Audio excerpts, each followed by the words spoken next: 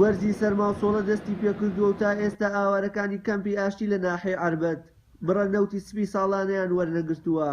بە ناچاری ڕۆژانە خۆیان نەوت بۆ خۆگەرمکردنەوە لە سەرمای نێوخێوەتەکانیان دابین دەکەن. ئاوارەکان سکاڵە لە دەست بێکاریش دەکەن کە وەک خۆیان دەڵێن هێندەی دیکە باری سەرشانی قورس کردوون و ژیانی نێو کەمپ و خێوەتەکانی ئەستەمتر کردووە.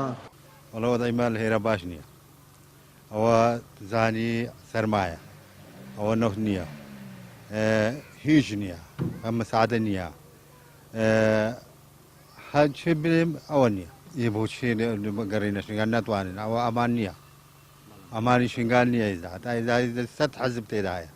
يعني وضع مخيمة هر باش نينا يعني حتى يستا يعني هرو فقير يعني ب20 هزار نوت تكرن حتى يستا نوت توزعيني نا تشتكي نا تزاني بن خيفات هذا يشكي قلق بزحمته معرض خيمة معرض اش باي رشبة اش باراني اش قرمش اقرش همويا معرضة وبشهر سالة من بان خيمات هذا يعني نزا ومشاوى بقل من نقوم مناقشة زۆر لەگەڵا کرد. ئەی خۆیەوە بەڕێوەبەری لقی سلێمانی فەرمانگەی کۆچ و کۆچبەرانی عێراق بە تەلەفۆن هۆکاریدا بەشنەکردنی نەوتی بەسەر ئاوارەکان بۆ پەیام ڕوون کردەوە.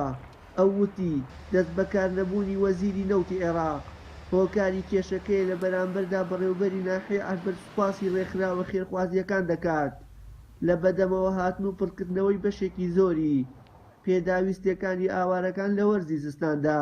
بەهۆی ڕێکخراوە نێودەوڵەتیەکان و ڕێکخراوە خۆماڵەکانەوە توانراوە لە وەرزی سەرماوسۆڵ زستان بەشێکی باش لە پێداویستەکانیان پڕکرێتەوە و کەمپەکان خۆی بۆ خۆی معاناتی بەشێک معاناتیان هەیە، بەڵام ئەوەندەی کە کرابێ لە ڕێگەی پارێزگای سلێمانی و سنتەری هەمانگی قەیرانەکانی پارێزگای سلێمانیەوە بەشێکی باش لە پێداویستەکانیان بۆ دابین کراوە و ئاشکرایە کە ڕێکخراوی UNHCR سپۆنسەری با بڵێن بەڕێوەبردننی کەمپی هەرسێ کەمپەکاکە و توانیمانە پەیوەندێکی باش و هەمانگیکی باشمان هەبێ کە بتوانین لە نزیکەوە خزمەتگوزاری بگەینە کەمپەکان و پێداویستە سەرەتاییەکانی بۆ بکەینەوە. ئاوارەکانی کەمپی ئاشتی لە ناحێ عەربەت لە 4 ساڵ لەمەوبەرەوە لەگەڵ هێرشی چەکدارانی داعش لە ناوچە جۆر بە جۆرەکانی عێراق و بەتایبەتی ناوچە سونیەکان ڕویان لە هەرێمی کوردستان کرد.